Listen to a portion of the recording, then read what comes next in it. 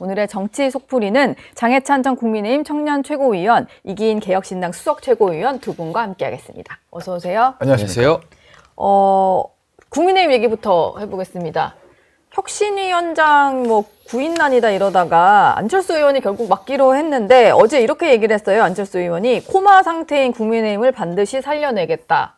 의사 출신으로서 뭔가 메스를 들겠다 이런 얘기인데 당내에서는 좀 기대하는 분위기가 있나요?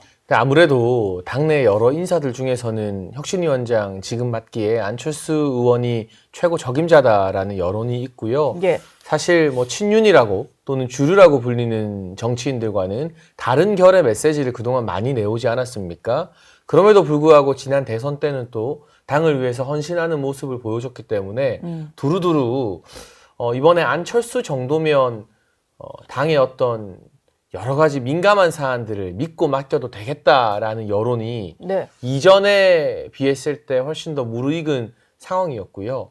어떻게 보면 안철수 의원은 전당대회의 주요 후보군이었는데 자신의 당대표 도전까지도 지장이 있음에도 불구하고 혁신위원장을 수락했다는 것 자체가 보통 이런 독이 든 성배라고 하잖아요. 이런 민감한 자리, 잘해도 얻을 게 별로 없는 자리는 정치인들이 잘 안 하려고 합니다. 예. 그냥 피하려고 하는데 지난 대선 때 김문수 후보를 열심히 도왔던 것도 그렇고 이번에 어려운 자리인 혁신위원장을 맡겠다고 한 것도 그렇고 그동안은 국민의힘에 합당을 했지만 정치인 안철수가 국민의힘 사람 맞아? 보수 정치인 맞아 하는 일각의 시선이 있었다면 최근에 이런 행보들을 통해서 안철수 의원에 대한 이 전통 당원들의 호감도도 좀 높아지는 것 같고 안철수 의원도 이 기회에 국민들이 납득할 수 있을 만한 혁신안을 내놓는데 성공한다면 앞으로 또 여러 굵직한 큰 선거가 남아있는데 더 큰 역할을 맡게 될 가능성도 있다고 봅니다. 저도 잘된 인사라고 생각을 하고요. 예. 무엇보다 이제 탄 반파든 탄 찬파든 이견 없이 혁신위원장을 이렇게 임명할 수 있다는 것에 대해서 국민의 입장에서는 되게 좋은 인사인 것 같다는 말씀을 드리고 싶고 또 무엇보다 지금까지 안철수 의원이 해왔었던 행보들을 보면은 국민 대다수의 어떤 보편적인 눈높이와 부합하는 행보들을 했기 때문에 그리고 네. 또 탄핵에 대해서도 찬성을 하고 계엄에 대해서도 명징하게 반대했기 때문에 좋은 인사라고 저는 평가를 합니다. 그러나 혁신이라고 하는 것이 이 음식으로 따지면 출범할 땐 신선하다가 끝날 때 항상 식상해 있거나 상해 있잖아요. 그게 이제 결국 상해서 그냥 버리고. 그렇죠. 그러니까 이제 결국 이제 그 유통기한이라는 것을 결정하는 구조가 비대위나 최고위에서 하는 것인데 네. 혁신위에서 안을 만들면 그것이 그대로 고지고대로 정말 토시 한 글자 안 틀리고 계속 관철되는 것이 아니라 비대위나 최고위에서 한 번 더 의결을 하는 구조인데 지금까지 혁신위에서 의결했던 안들을 보면은 유리한 거는 가져가고 불리한 건 외면했던 그런 관행이 있었기 때문에 과연 국민들께서 혁신위에 대해서 좋은 인사를 임명했음에도 불구하고 기대를 할 것인가? 라는 생각이 전 들어요. 그래서 그런 예. 부분들 보면 사실 그렇게 따지면 김용태 비대위원장이 5대 개혁안을 먼저 받았겠죠. 그러니까 이 얘기를 많이 하실 것 같은데 김용태 전 비대위원장이 던진 5대 개혁안도 못 받았는데 안철수 혁신위원장이 더 나은 혁신안을 낼 수는 있을 것이며 그럼 그건 받을 거냐 이런 벌써부터 좀 우려가 있거든요. 그런데 그 5대 개혁안이라는 것은 의원들 다수의 어떤 공감과 소통, 설득 없이 불쑥 튀어나왔기 때문에 제대로 관철이 되지 않은 것이고요. 과정이 문제였다. 그럼요. 그리고 이번에 안철수 의원을 혁신위로 선출하는 배경에는 의원총회에서 송원석 원내대표를 선출했고 의원들의 권한을 위임받은 송원석 원내대표가 임명하면서 또 다수 의원들의 동의를 받았기 때문에 정당성 측면에서 힘이 더 실린다라는 측면이 하나가 있고 예. 안철수 의원이 혁신위원장 자리 받기 전에 내놓은 메시지를 보면 과거에 대해서 누가 잘했고 누가 못했고 따지려면 다 따져야 된다. 그러니까 후보 교체 당무감사 할 거면 당원 게시판 당무감사도 해야 된다 이런 이야기를 안철수 의원이 했거든요. 예. 그 말은 다 따지겠다는 게 아니라 과거 문제에 우리가 너무 매몰되지 않겠다. 미래 현재 국민의힘이 어디로 나아갈지에 대해서 조금 더 중점을 맞추겠다라는 식의 메시지를 내고 있기 때문에 강도 높은 개혁안이라 할지라도 그 방점이 과거가 아니라 현재 미래에 찍혀 있다면 의원들이 뼈를 깎는 고통을 감수하고서라도 받아들일 가능성이 높은 것 같고요. 그리고 이 혁신위 자체가 다음번 전대 이전에 국민의힘이 조금이라도 쇄신할 수 있는 마지막 키워드가 아닐까 많은 언론도 바라보고 있기 때문에 어떻게 보면은 쇄신안을 밀어붙일 수 있는 동력이 훨씬 더 커졌다라고 봐도 될 것 같습니다. 저는 이제 그러니까 만약에 예를 들면 안철수 혁신위원장이 탄핵에 대해서 연관되어 있거나 이해관계가 있는 의원들에 대해서 다음 총선 때 공천은 어떤 페널티를 주자라고 개혁안을 만들었을 때 과연 송원석 비대위가 그걸 받아들일 준비가 되어 있느냐. 그러니까 이제 뭐 국민의힘이 그렇네요. 봤을 예. 때 독이라고 느껴지겠지만 독을 네. 삼켜서 약으로 만들어야 되는 건데 독을 삼켜서 약으로 삼을 수 있는 송원석 비대위원장의 그 비대위의 결기와 의지가 있느냐. 저는 그렇게 생각하지 않거든요. 그래서 아무리 안철수 혁신위가 좋은 안을 내놓는다 하더라도 여전히 친윤 주류의 어떤 비대위가 그런 것들을 거부하는 것이 당연한 예측이라 좀 보이기 때문에 좀 긍정적으로 평가되지는 사실 않습니다. 물론 뭐 당무감사나 이런 식으로 과거 거를 다 헤집어보자 뭐 이렇게까지는 얘기를 안 하겠지만 뭔가 책임 있는 인사들의 뭐 퇴진 얘기나 이런 거는 좀 담길 가능성이 있어 보여요. 이기인 최고 말처럼. 근데 지난번에 인요한 혁신위 때도 생각을 해보면 총선 앞두고 들어섰던 혁신위인데 그거 수용해서 불출마했던 분은 고 장제원 전 의원밖에 제가 생각이 안 나거든요. 좀 비슷한 일이 반복되지 않을까라는 게 여전히 좀 걱정되는 부분이에요. 근데 그 당시 상황보다 지금 국민의힘의 의원들이나 당원들이 느끼는 위기의식이 훨씬 더 크고요. 예. 지금은 정말 야당 역할이라도 제대로 수행할 수 있겠나 하는 회의감과 우려가 공존하고 있기 때문에 아무래도 안철수 의원이 어떤 메시지를 꺼낼지 그게 특정인을 겨냥한 저는 저격성 개혁안이 나올 것 같지는 않아요. 누구 불출마해라, 누구 퇴진하라라는 게 혁신이 아니죠. 그건 예. 혁신을 빙자해서 자기가 싫은 사람 그냥 정치권에서 떠나라는 것이고 정치를 계속 할지 말지는 지역구 주민들의 선택에 저는 전적으로 맡겨져야 한다고 보고요. 다만 지금의 정당 구조에서는 지역구 주민들이 후보를 선택하는 게 아니라 공관위원이나 당대표가 밀실에서 짜고 내가 좋아하는 사람 전략 공천하고 국민 추천이라는 이름으로 밀어붙이면 누가 추천했는지도 모르게 그냥 주민들의 의사가 다 묵살되어 버리거든요. 그래서 이 혁신 과정에서 당의 어떤 모습을 바로잡는 것 플러스 그냥 정말 공천권이라는 정당의 가장 큰 기득권을 주민들에게 완전히 돌려주는 방식의 혁신안이 나온다면 기존의 의원들이 좀 반발한다 할지라도 민주당과 차별화된 모습으로 또 새로운 면모를 보여줄 가능성도 있다고 보여집니다. 다만 그 혁신이라는 게 네. 예를 들면 이기인 물러나, 뭐 장해차 물러나 이런 식의 어떤 특정 인물 적용용 혁신이 된다면 그건 동의를 얻기 힘들 거라고 생각합니다. 뭐 혁신위원 인선도 아직 좀 마무리가 안 된 상황이니까 이건 한번 어떻게 진행되는지 지켜봐야 될 것 같아요. 일단 국민의힘도 전당대회가 8월 중순 정도로는 예고가 되어 있는 상황인데 그 와중에 혁신위까지 좀 꾸려지게 된 거고 근데 안철수 위원장 같은 경우는 본인 임기를 전당대회 이후까지도 좀 생각을 하고 있는 것 같아요. 그러면서 본인은 이제 전당대회 출마할 생각이 없다라고 선을 그은 거잖아요. 근데 이게 다음 지도부가 들어섰는데 안철수 혁신위를 그대로 안고 간다는 게 좀 말이 되나 싶기도 한데 요거 가지고 좀 이견은 없을까요? 사실 최소 60일 임기 보장이기 때문에 2달이라는 시간이 지나면 새 지도부가 뽑히겠죠. 그래서 실제로는 기구의 어떤 활동 기한이 60일로 주어진다 해도 다음번 전당대회에서 대표가 뽑히기 전에 성과를 내는 게 맞아요. 그리고 송원석 비대위에서 그걸 결재받는 게 맞고요. 왜냐하면 송원석 비대위에서 출범했기 때문에 열매도 마무리도 송원석 비대위에서 매듭을 짓는 게 정치적으로 올바른 수순이라고 보여지고 네. 다음번 이 당대표가 누가 될지 몰라도 전당대회 과정에서 안철수 혁신위의 혁신안에 대한 생각을 각 당대표 후보들에게 또 묻게 될 겁니다. 그러면 치열한 선거 과정에서 당대표 후보들이 나는 안철수 혁신안을 반대한다고 말하기는 좀 쉽지 않은 구도이지 않을까. 그 후보가 누가 됐건 간에. 네. 그래서 다음번 대표가 선출되고 안철수 혁신위를 막 무산시키거나 손바닥 뒤집듯 우리는 혁신을 안 받겠다 하기는 어렵겠지만 실질적 성과를 내기 위해서는 시간이 그리 넉넉하진 않다. 한 달 반 안에 뭔가 뚜렷하고 가시적인 성과를 내야 한다는 말씀은 드릴 수 있겠네요. 옆에 당으로서 보시기엔 좀 어떤가요? 사실 뭐 성공할 수 있을까요? 옆에 당이라기보다는 남의 남의 당. 사촌 형제당. 네. 남의 당 비판하기엔 좀 우리 당도 지금 불나고 있어가지고요. 예. 여기는 전당대회 이달 안에 하시는 그렇죠. 거죠? 놀랍게도 많은 분들이 관심을 갖지 않으시고 계시지만 네. 7월 27일 날 전당대회를 하고 네. 제일 하기로 빨라요, 여기가 새 그렇습니다. 대표 선출이. 빨리 뽑아서 빨리 좀 우리 뭐 내년 지방선거라든지 대선 때 못다 했었던 어떤 개혁이나 혁신의 어떤 의지를 계속해서 이어가자라는 당내 구성원들의 공감대가 있었었고요. 어쨌든 안철수 혁신위원장 잘 할 거라고 좀 보고 네. 그리고 저도 안철수 의원이랑 같이 일을 해본 적이 있었기 때문에 그분의 고집도 보통이 아니라는 걸 잘 알고 있습니다. 절대 김문수 후보나 다른 사람들에게 뒤지지 않아요. 그 고집은. 그렇죠. 그러니까 본인이 혁신안을 만들었는데 만약에 송원석 비대위가 받지 않는다. 그러면은 어떤 일을 벌일지 모르는 분이기 때문에 네.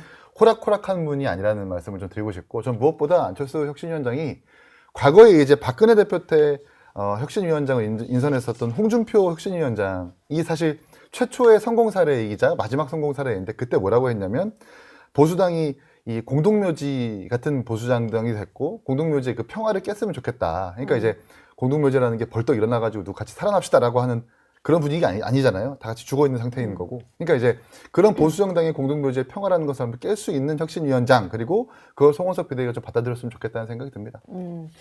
알겠습니다. 전당대회는 일단 안철수 의원은 주요 후보로 거론이 됐었는데 안 나온다라고 하는데, 지금 뭐 고민하고 있는 분들이 좀 많은 것 같아서 누가 나올지는 좀 확실치 않은 것 같아요. 근데 최근에 보면은 장해찬 전 최고가 계속 나옵니까? 한동훈 본인이 나오냐고?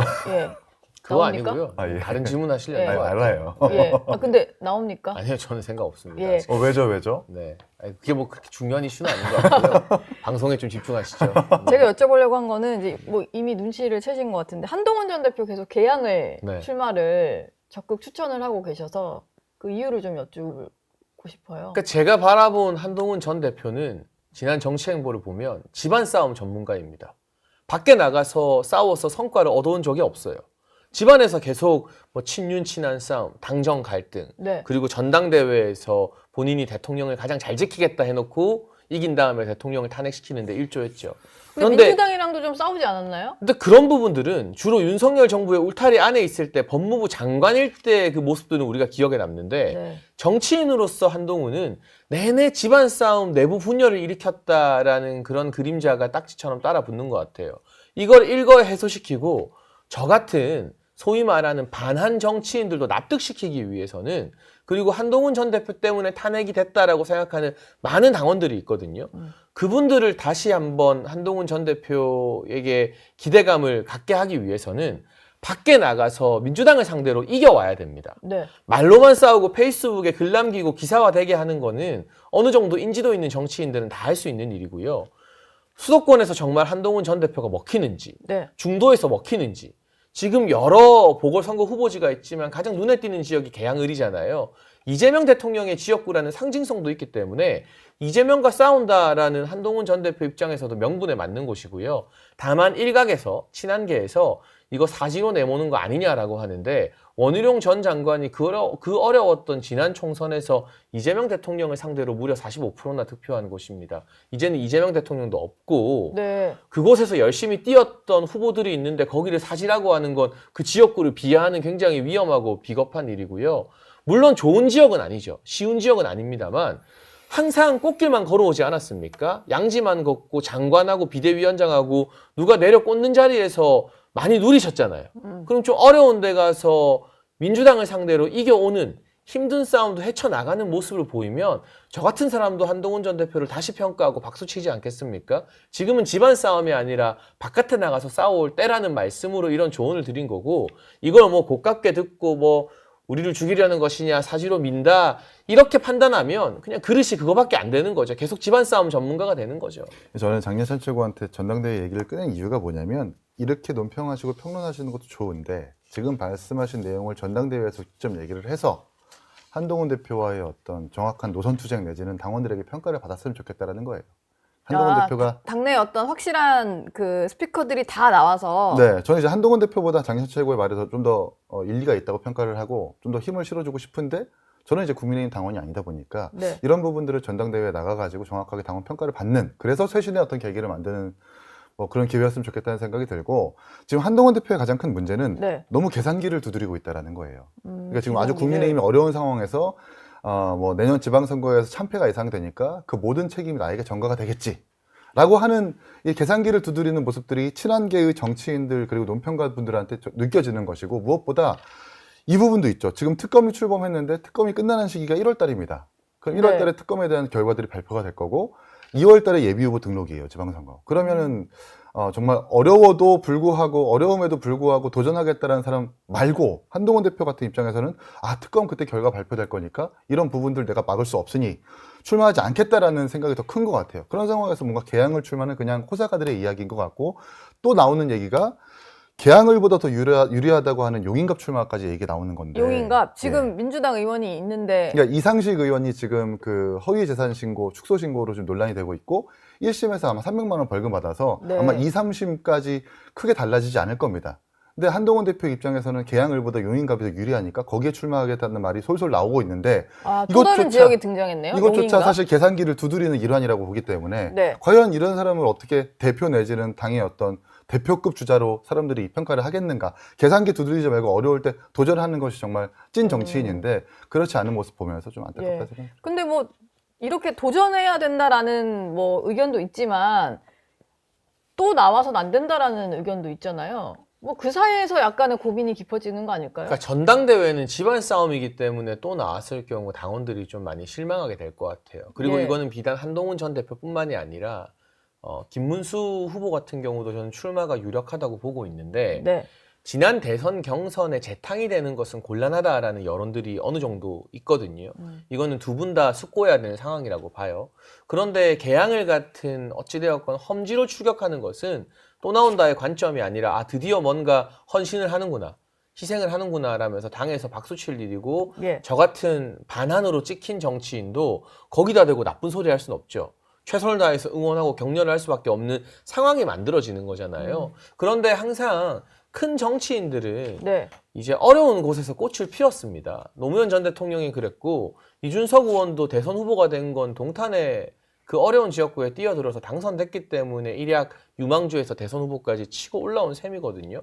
그런데 내가 뭔가 안전이 보장된 길만 가겠다. 양지만 가겠다. 꽃가마만 타겠다. 이런 마인드로는 대선을 바라보는 정치인이 되기는 힘들고요. 이건 비단 한동훈 전 대표뿐만이 아니라 다른 모든 정치 지도자들에게 동시에 해당되는 이야기이고 지금 국민의힘에 중요한 건 솔직히 말해서 전당대회 당대표 후보로 누가 나오냐 마냐가 저는 그렇게 크게 중요한 변수는 아닌 것 같아요. 예.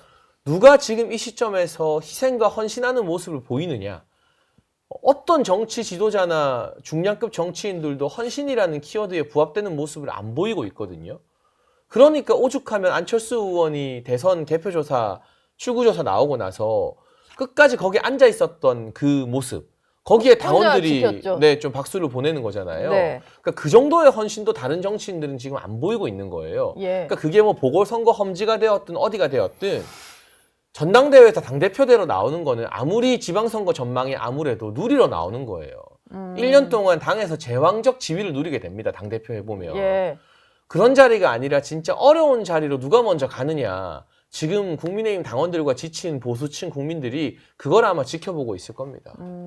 사실 뭐 지난번 대선 때 생각해 보면 이재명 당시에는 이제 후보였다가 낙선한 이재명 대통령이 당대표에 또 나오고 개항을 해 출마하고 뭐 이런 거를 다들 이제 비판을 하셨던 기억이 좀 나서 근데 한동훈 대표한테는 나와야 된다 이러면은 조금 그건 앞뒤가 안 맞는 것 같다는 생각도 좀 드는데요. 그 상황이 다르니까요. 예. 그때의 상황과 그때의 여건과 지금 국민의힘 여건은 다른 거잖아요. 국민의힘이 치러지는 전당대회와 선거라고 하는 것이 윤석열 대통령이 파면되고 완전히 대통령 선거에서 사실상 폭삭 망한 상태에서 치러지는 전당대회이기 때문에 한동훈 대표 내지는 다른 후보라도 누구라도 아마 부담을 가질 겁니다. 네. 근데 여기서 이제 깃발을 들고 내가 당을 살려보겠다라고 하는 것이 진짜 찐 정치인이고 반한 내지는 한동훈 대표에게 이견이 있는 당원들의 마음을 살 수 있는 기회이기도 한데 한동훈 대표 자꾸 계산기 두드리고 이것저것 눈치 보고 있는 것 같으니까 이게 문제인 거죠. 그러니까 이재명 대표가 대통령이 대표일 때 개항을 나간 건 네. 국민의힘 정치인이 강남갑 나가는 거랑 똑같은 거죠. 그랬죠. 근데 국민의힘 정치인이 개항을 나가는 거는 수도권 다른 좀 어려운 지역구 나가는 거는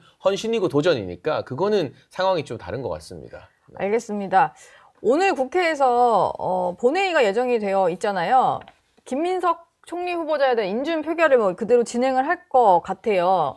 국민의힘 전략이 좀 궁금한데 이거 뭐 보이콧을 해야 되나요? 아니면 들어가서 표결에는 그래도 참석을 해야 되는 걸까요? 보이콧 할 것으로 예상이 되는데요. 왜냐하면 만약 윤석열 정부의 총리 지명자가 김민석 지명자처럼 해당되지 않는 출처가 소명되지 않는 수억 원가량의 돈에 대해서 자료 제출도 미비하고 이런 태도로 나왔다면 민주당이 과연 표결해줬을까 통과했을까 생각해보면 국민의힘도 이 표결에 동참하기는 어려울 거라고 보고요. 다만 소수 야당의 한계로 민주당이 총리뿐만이 아니라 장관 지명자 막 밀어붙이면 막을 방법은 없어요. 다만 권력이라는 게 절대 영원할 수 없고 가랑비에 옷 젖는 법입니다. 지금은 허니문 기간이니 어찌어찌 넘어간다 해도 네. 나중에 이재명 정부의 위기가 왔을 때 이렇게 무리한 인사 억지로 밀어붙였던 게 전부 다 청구서가 되어서 영수증 날아오게 돼 있거든요. 그래서 국민의힘이 해야 될 일은 조금이라도 더 국민들이 이 김민석 후보자의 문제나 장관 지명자들의 문제에 대해서 알 수 있도록 목숨 걸고 여론전 하는 것이다. 지금은 여론전 나름대로 열심히는 하고 있습니다만 미디어적인 측면에서 제가 막 지난주 내내 배추 흔들라고 했더니 겨우 그냥 배추 포기 막 쌓아놨어. 쌓아놓고 그나마 그거라도 해서 또 예. 기사가 좀 나더라고요. 네. 그게 아니라 청문회 때 제때 들고 가서 김민석 후보자 앞에서 흔들었으면 효과가 더 컸을 거잖아요. 그런 치열한 고민들을 국민의힘 의원들이 앞으로의 장관 인사청문회 과정에서 할 필요가 있다고 생각합니다. 근데 보이콧보다는 들어가서 반대표를 제가 행사하면서 그 얘기를 하고 싶은 겁니다. 아, 저도 약간 비슷한 생각인데. 그러니까 왜 보이콧을 하는지 모르겠어요. 그러니까 왜냐면 표로도 우린 막을 수 없는 힘없는 야당임을 보여주는 게 오히려 나은 거 아닌가라는 근데 생각이 이게 들어서. 막 이게 인사 표결이라서 실명 표결이 아니고 익명 표결일 겁니다. 그렇죠. 네. 근데 그럼에도 불구하고 이제 107표가 나오면 되잖아요. 그렇죠. 국민의힘이 들어가서 107표가 똘똘 뭉쳐가지고 반대했다라는 상징적인 메시지도 줘야 되는 한편, 이제 그러니까 민주당에서 몇 명의 반대표가 나오는 것도 사실 관건이거든요. 예. 근데 이런 것들 다 포기하고 표결 그냥 보이콧하겠다라는 건 전 무책임해 보이고, 표결을 보이콧하겠다라는 것은 들어가서 반대 토론마저 보이콧하겠다, 포기하겠다는 말과 똑같아요. 반대 토론하고 나오면 되지 않아요? 그것도 이상하잖아요. 반대 토론하고 표결 안 한다?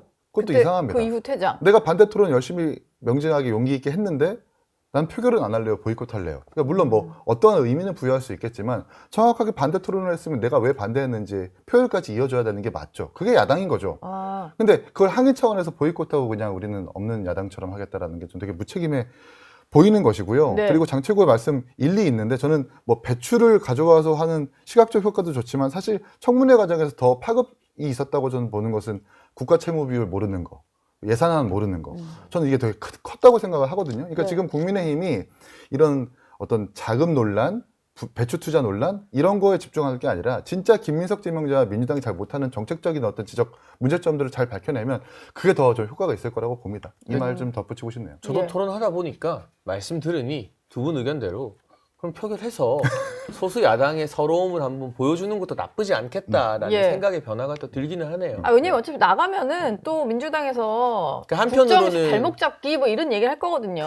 이 무리한 인준의 들러리가 될 수 없다라는 명분도 음, 있을 텐데 뭐 이기인 최고나 우리 노은재 앵커 말 들어보니까 가서 표결해서 적나라하게 야당이 힘 없지만 그래도 국민들의 어떤 반대 의사를 일정 부분 대변한다는 거 보여주는 것도 의미가 있겠다는 생각도 드네요. 예, 그게 오늘 의총에서 결정이 나겠네요. 그렇겠죠. 오전 의총에서. 네. 지금 민주당에서는 검찰 개혁도 상당히 좀 빠르게 밀어붙이는 모습인데, 사실 정성호 법무부 장관 후보자 같은 경우는 검찰 개혁에 대해서 야당과도 좀 협의를 하겠다 이렇게 속도 조절을 얘기를 했거든요. 근데 어제는 이제 친명 강성파 의원들이 국회 내에서 토론회를 열어서 이번에는 이제 검수완분이라는 표현이 나왔어요. 완전 분쇄를 하겠다. 근데 이거는 뭐 역할을 분담한 거라고 봐야 됩니까? 아니면 왜 이렇게 온도차가 나는 걸까요? 뭐 아무래도 당내 강경파와 실제 정책을 조율하고 집행해야 되는 장관 지명자 사이에는 온도차가 있을 수밖에 없고요. 네. 다만 정성호 의원이 이제 이재명 대통령의 핵심 측근이고 중진이지만 당내 어떤 민주당 당원들이나 지지자들의 열기 분포로 보면 강경파 의견에 또 무게가 실리겠죠. 근데 저는 검찰의 자업자득인 측면도 있다고 봅니다. 네. 정치 검찰 문제 많아요. 그런데 이 검찰 개혁을 하고 검찰의 무리한 기소나 뭐 수사권 박탈을 하겠다는 이재명 정부에서 대체 검찰로서 어떤 역할을 했는지 하나도 드러난 성과가 없는 이문정 검사 같은 사람을 동부지검장에 떡하니 무리해서 승진 임명시켜 놓고 예. 검찰 개혁하겠다니까 이건 내로남불 아니냐. 정치 검찰 개혁하는 게 검찰 개혁의 최대 명분이잖아요. 저도 동의하거든요. 잘못된 검찰들 많아요. 검사들 혼 좀 나야 돼요. 네. 보수에서도 이런 생각 가진 사람들 많습니다. 왜냐? 저희가 야당일 때 소위 말해 한동훈 전 대표가 대표했던 검사들한테 엄청 털렸거든요. 뭐 근데 국정농단 수사 때부터 해서 다 무죄 나온 사람 예. 많고 양승태 대법원장 같은 경우도 다 무죄 나왔잖아요, 네. 결국. 그러니까 이런 정치 검찰들의 행태는 비판받고 바로 잡아야 돼요. 근데 그걸 바로 잡겠다면서 어떻게 보면 좌파 정치 검찰인 이문정 검사를 동부지검장에 승진시키는 건 앞뒤가 안 맞는 거죠. 네. 우리 쪽 정치 검찰은 승진시키고 너네 쪽 정치 검찰은 개혁하겠다. 이거는 국민적 동의를 얻기가 어렵잖아요. 그러니까 진짜 이 기소권을 박탈하고 검찰 개혁을 하든 여기 뭐죠? 검수 완분을 하든 네. 이거 보수에서도 박수 칠 사람 많은데 그럴 거면 임은정 동부지검장 인사 같은 데 대해서는 명확하게 쓴소리도 좀 당내에서 나와야 된다. 이건 앞뒤가 맞지 않는 일이다라는 걸 지적하고 예. 싶습니다. 임은정 검사의 지적에 대해서는 저 완전히 동의를 하고요. 무엇보다 검찰청 폐지하면서 생기는 모순점부터 해결해야 된다고 보는 게, 네. 그러니까 나에게 유리한 검사는 승진시키고 계속해서 존속시키면서 예산 편성해주고 나에게 불리한 검사들은 폐지하겠다라는 그 이중잣대와 모순을 어떻게 국민들에게 설득할 수 있고 설명할 수 있을 것인가에 대해서 해결해야 해야 된다 보는 게, 공수처는 어떻게 할 건데요? 그러니까 검찰청의 수사와 기소를 전부 다 빼앗겠다라고 하면서 공수처에 대해서는 수사권과 기소권을 다 줍니다. 그러니까 나에게 유리한 공수처에 대해서는 수사권과 기소권도 보장하면서 나에게 불리한 내지는 이재명 대통령을 수사하고 기소했었던 검사들은 전부 다 폐지해버리고 추석 전에 없애버리겠다라고 한다는 그 자체가 네. 상당히 좀 모순점이라고 생각을 하고, 전 그리고 지금 민주당의 당대표로 거론되는 2명의 후보가 전부 다 9월 이전에 검찰청 폐지하겠다고 얘기하고 있잖아요. 네. 이걸 과연 정성호 법무장관 내정자가 막을 수 있을까? 정당의 의석수로 밀어붙이면 법무장관 내정자도 그냥 뭐 그러려니 하면서 유야무야 흘러갈 것 같은데, 전 이 부분들은 좀 자제해야 된다고 보는 게, 저도 검찰개혁에 대해서 동의를 하지만 네. 문제가 되는 검찰 내지는 검사에 대해서 개혁을 해야지 검찰청을 완전히 폐지하는 문제는 다른 문제거든요. 특히 헌법에서도 국무위원들의 의결로 검찰총장을 결정하겠다라고 나와 있는데 그 헌법은 어떻게 사문화시킬 것인가, 어떻게 고칠 것인가에 대한 어떤 근본적인 논의조차 같이 없는 상태에서 그냥 검찰청 본인들의 어떤 감정에 휩쓸려 가지고 폐지해버리겠다라고 하는 자체가, 저는 국가 시스템 완전히 좀 민주당대로 뭔가 개혁하고 바꾸려는 의도이기 때문에 이건 좀 조심해야 되겠다는 생각이 듭니다. 예. 두 분께 마지막 질문을 좀 드릴까 하는데, 이재명 대통령이 취임 한 달을 맞아서 오늘 이제 기자회견을 열 예정이에요.